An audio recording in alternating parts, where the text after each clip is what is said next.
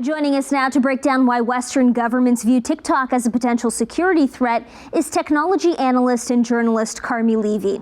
Carmi, while TikTok may look like a non-threatening app on the surface, how does it actually represent a major security threat? Yeah, I mean, how threatening can an app that, the kids are using to share videos of them dancing be? But the reality is there are two real risks here. One is the degree to which the app collects data and information. We've seen a number of forensic analyses of this app compared to other social media apps like Facebook or Instagram or Twitter. And while they all collect a certain amount of information, they access the camera and the microphone, for example, they access your contacts, other apps, location information. TikTok raises that to a new level. So it collects a lot more information than other apps in the space. And then the second part of it, and this is the one that keeps me up at night, is what it does with that information once it has collected it. With Facebook and Instagram, it's going to an American company. We may not like Mark Zuckerberg. He may not be our favorite person in the world, but he's just trying to sell us stuff. I think it's a fairly benign arrangement. Whereas with TikTok, yes, they're using it for marketing purposes, but it's also going to a company that is owned by ByteDance, which is a Chinese organization. And we know that Chinese companies have a deal with the government there, that when the government asks for data, they have to provide it, no choice. And so your information is going, we don't really know where, and it's being seen by, we're not really sure who, and it's being used for purposes that, could include spying. Who really knows? That's the scary thing, is everything is kind of this dark underbelly. And as a result, it does represent a pretty significant area of exposure. Of all the apps that are on your phone, this is the one that you should probably worry about the most.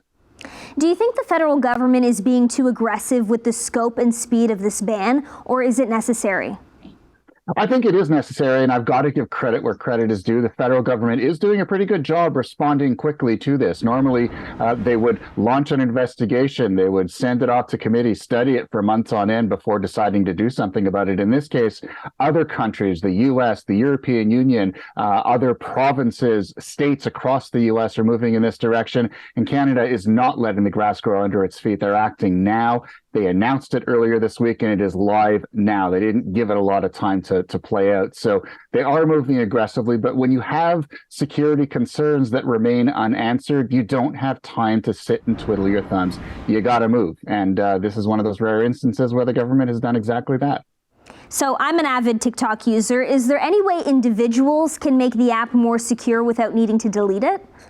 The good news here is that it's not an all or nothing proposition. In other words, if you're not happy with the amount of information that TikTok, or quite frankly, any other app is collecting while it's sitting on your phone, you can go into the security settings and you can dial it down. You can reduce the accesses that the app has to the resources on your phone and still continue to use the app. Doesn't mean that sharing won't happen, but the amount of information that you're sharing over that app would be reduced. The problem here is that most of us don't even see TikTok as a security concern. It's just a benign app. So we're not really inclined to go into the security settings. Ask 10 of your friends if they've ever done so.